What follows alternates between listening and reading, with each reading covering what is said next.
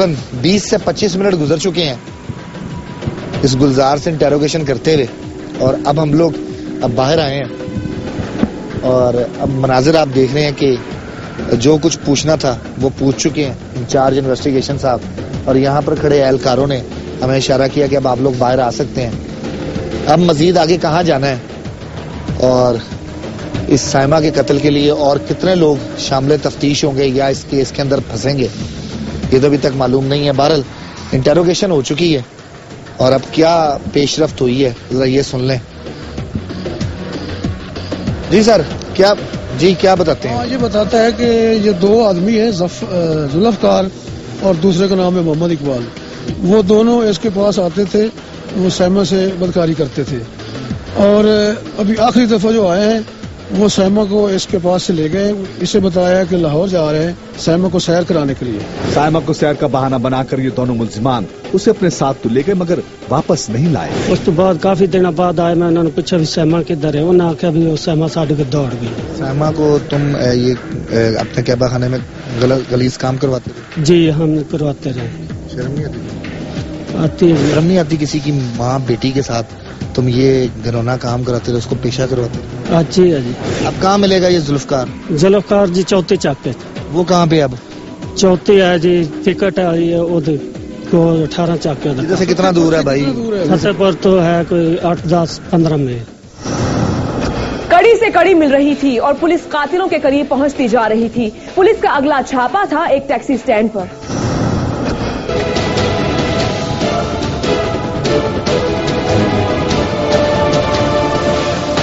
ہاں کتنے ملے گا وہ؟ ہاں بالکل، اتنے ٹیکسی سٹینڈ ہونا کتنے، ٹیکسی چلاؤنا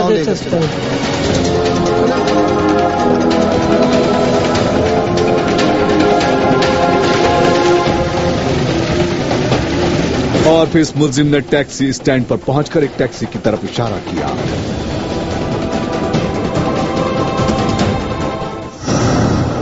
پولیس نے ذوالفقار سے تفتیش کی تو اس کے پاس دوسرے قاتل اقبال کے ڈیرے کا پتہ بتانے کے سوا کوئی راستہ نہیں تھا۔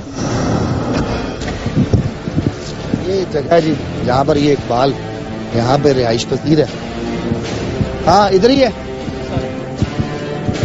ہاں یہ گاڑی یہ اقبال کی گاڑی ہے؟ جی سر۔ یہاں پہ تو ڈیرے پہ تو کوئی بھی نہیں ہے، اس کا گھر کہاں ہے؟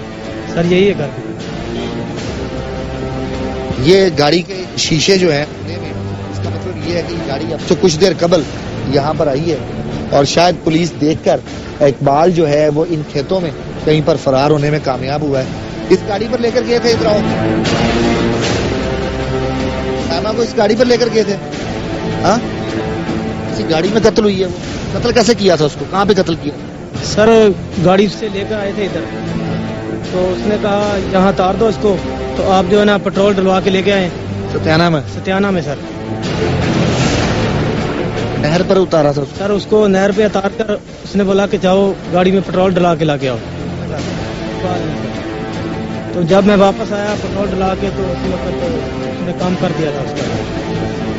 بتایا اس نے کتنی گولیاں ماری؟ سر بورا تھا 4 5 ماری ہیں۔ اقبال صاحب کتنی گولیاں لگی تھیں؟ 6 گولیاں، 6 گولیاں لگی ہیں۔ اب اقبال کا تو سر اقبال تو ادھر ہے نہیں، اور جو ہے اب کیا کیا جائے؟ اب اس کو لے چلتے ہیں، اس کو مزید گاڑی بھی مال مقدمہ بن، یہ گاڑی بھی مال مقدمہ ہے، یہ بھی لے چلتے ہیں اور پھر اس کو تلاش کرتے ہیں، اقبال کو تلاش کرتے ہیں، اس کو مزید پوچھتے ہیں وہ کہاں کا جاتا ہے، کہاں کا رہتا ہے وہ۔ اقبال بھی جلد ہی قانون کی حراست میں ہوگا، تاہم گاڑی کو تحویل میں لے کر پولیس اس ملزم کو تھانے لے آئی اور پھر اس کے بعد کھلا یہ راز کہ آخر سائمہ کو کس جرم کی پاداش میں قتل کیا گیا، کہ سائمہ قتل ہوئی کیسے، سائمہ کو قتل کرنے کا مقصد کیا تھا، جبکہ سائمہ اس کے ساتھ بھی اس کا ریلیشن تھا اور اس کا گلزار کے ساتھ بھی ریلیشن تھا، کیسے اس سے تعلق بنا اور اس کو کس طرح قتل کرنے کے بارے میں ہوا کیا تھا، تکلیف کیا تھی قتل کرنے کی؟ سر وہ اس کے پاس کام کرتی تھی تو ہم ادھر سے لے کے آتے تھے، اس کو پیسے دیتے تھے سر، میں اور اقبال جاتے تھے پیسے لے کے اس کو دیتے تھے، لے کے آ جاتے تھے، اس طرح پھر سسٹم چلتا چلتا ایک دن گئے اس کو لے کے آ گئے سیما کو لے کے آگے کہ چلیں لاہور چلیں سیر کرنے کے لیے، تو اس سے سیدھا ادھر آگے ستیانہ میں آگے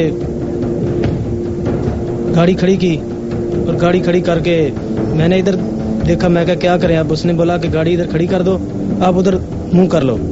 मैं दूसरी तरफ मुंह किया तो उसने 3 फैल उसको मार दिए। तो फिर वो आ गया 3, फिर मैंने मार दिए। तो फिर हम वापस। ऐसी बात नहीं बोल रहे जी जब लाश मिली ना पुलिस को, वो बरहना हालत में थी। सर वो तो उसने कपड़े तारे होंगे, तो उसने 3 फैल लगाए, तो 3 फिर मैंने मारे, तो सीधे हम वापस चले गए फतेहपुर में। साइमा को गोलियों से छलनी करके उसको बरहना हालत में फेंकने वाले ये दरिंदे हवस और लालच में ऐसे डूबे कि इज्जत नीलाम करके पैसे कमाने वाली औरत की कमाई को भी हड़प कर जाने का मंसूबा बना लिया। लालच क्या था, तकलीफ क्या थी तुम्हें उसको कत्ल करने की? उसको तकलीफ क्या थी जब वो एक औरत का तुम्हारे साथ रिलेशन था, उसे कत्ल क्यों किया? उसकी वजह क्या थी? सर हम भी पैसे देते थे और दूसरों को भी पैसे देते थे। उसकी जो भी जिसम की कमाई थी, उसने एक मकान लिया था, उसकी वजह से हम दोनों ने ये प्लान बनाया कि इसको ले चलें, इसको मार दें। तो मैं अखबार जिस्म की कमाई से मकान बना लिया था जी। तुम्हें वो मकान उसका लालच आ गया था? जी।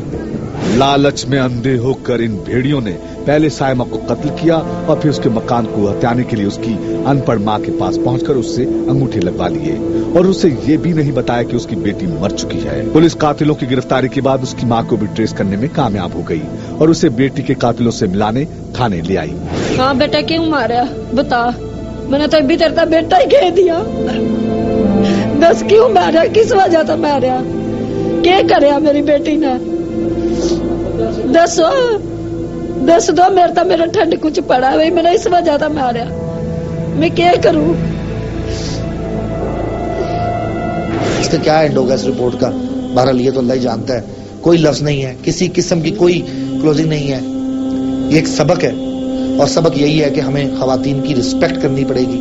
उन्हें उतना ही हकूक हासिल है जितने कि शायद इस माशरे में मर्दों का है, बल्कि उससे ज्यादा है। और खवातीन के हकूक के हवाले से और उनकी इज्जत के हवाले से सिर्फ इतना ही कहूंगा कि रसूल पाक अपनी बेटी की आमद पर उठकर खड़े हो जाते थे, तो हम उनके पैरोकार हैं, उनकी उम्मत में से हैं। तो हम क्या कर रहे हैं? क्या हम बख्शिश के काबिल हैं? ऐसी रिपोर्ट्स देखने के बाद यकीन मानिए दिल खून के आंसू रोता है। इंसानी खाल पहने इन जानवरों को जरा भी रहम नहीं आता, जरा भी शर्म नहीं आती। कभी गैरत के नाम पर जिबाह कर देते हैं, कभी अपनी ख्वाहिशात पूरी ना होने पर तेजाब फेंक देते हैं और कभी बेगैरती के रास्ते पर चलाकर उसके जिस्म की कमाई खाने के बाद उसे बरहना करके जान से मारकर लावारिस लाश को नहर किनारे फेंक देते हैं। अफसोस सद अफसोस। ब्रेक के बाद देखिए गर्दन पर टोके और कुल्हाड़ियों के वार, सर टुकड़े टुकड़े, सड़क पर खून ही खून, दुश्मनों के लाश पर भंगड़े, हैवानगी और दरिंदगी की एक भयानक मिसाल।